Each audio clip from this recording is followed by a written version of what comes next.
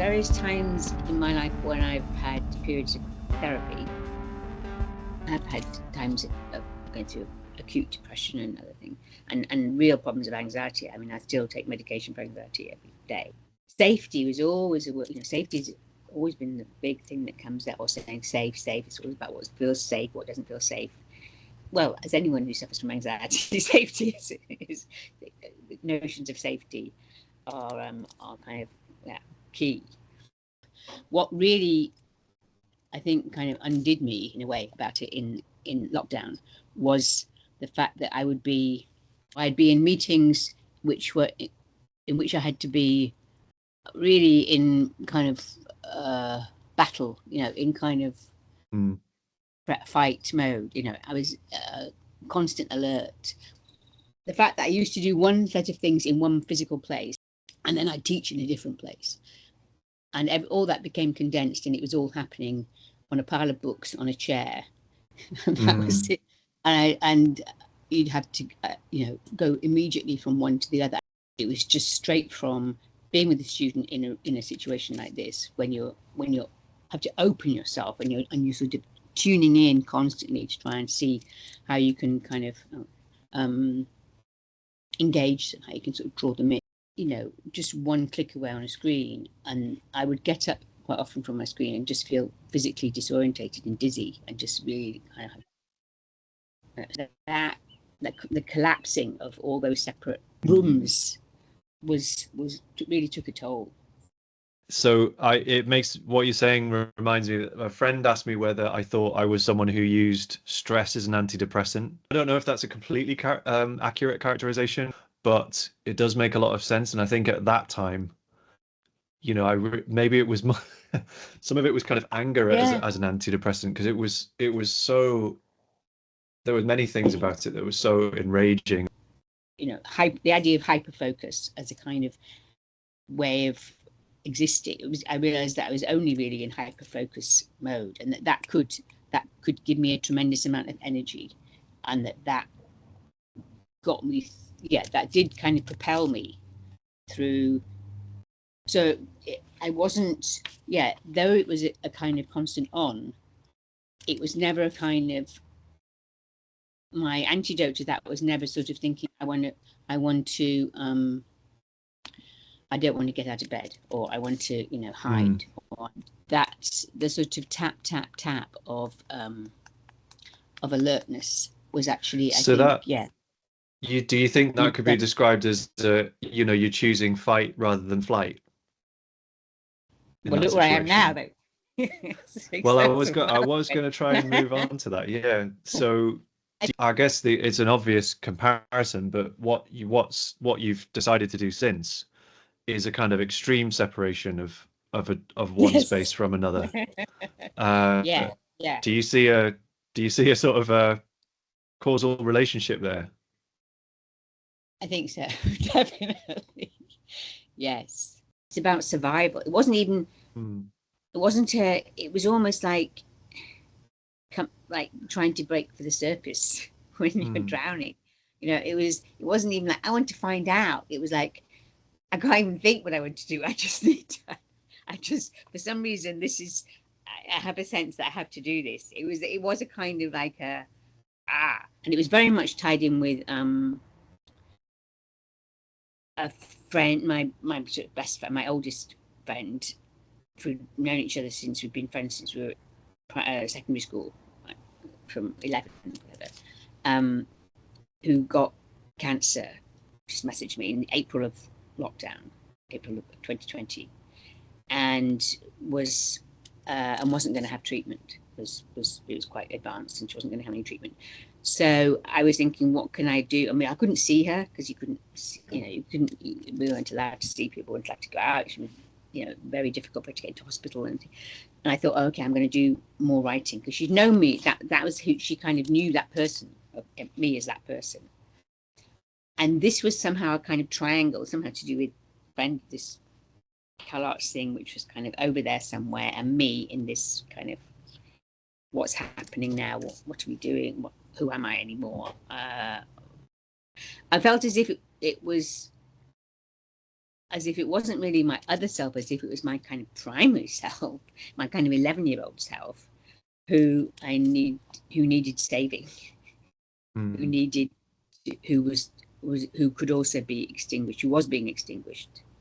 And that what I was doing, that kind of primary self of being not so much the teacher but the union organizer, was kind of killing me. So I suppose that one of the hardest things is to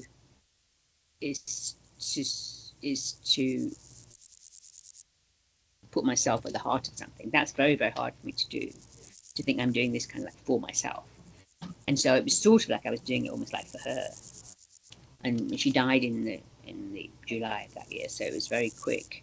And I just thought, okay, it did seem kind of a bit life and death at that time to me.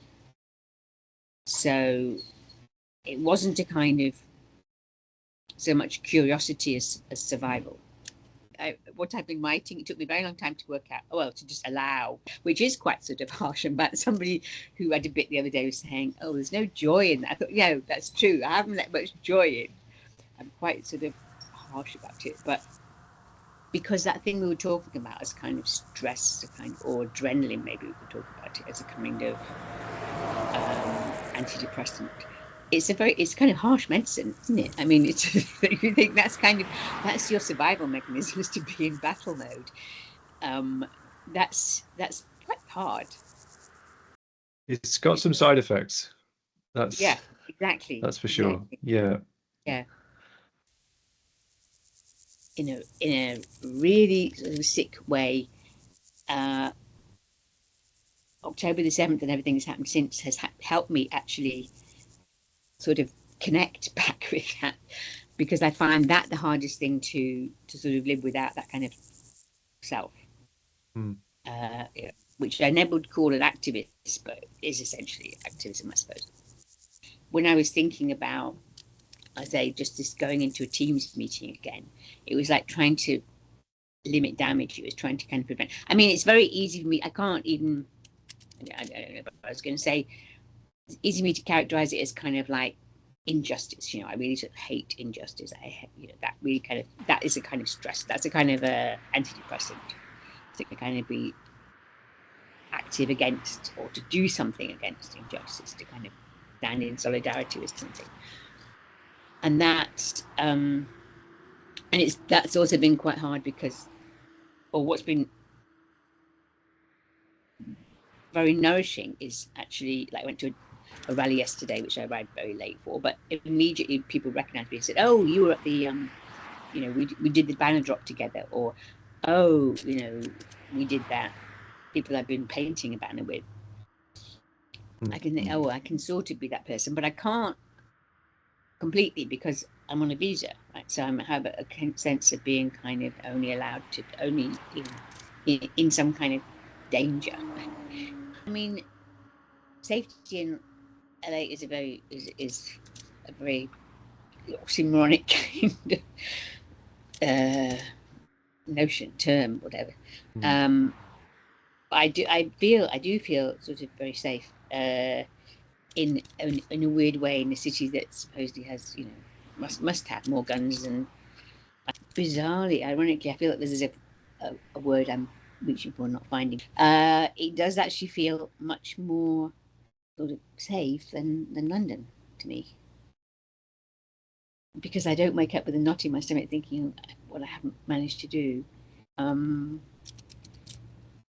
Being away from the culture that you've been socialized into, there's maybe a safety in kind of severing, maybe temporarily severing some of those kind of roots and exposures. Yeah.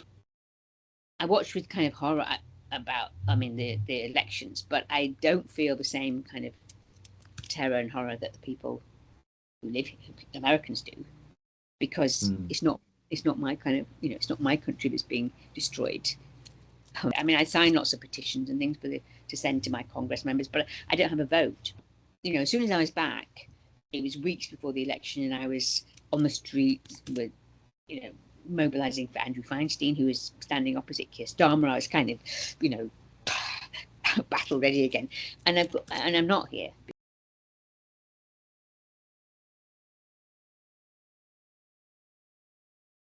Point. Maybe I can walk outside, and you turn my I'm trying to get outside now.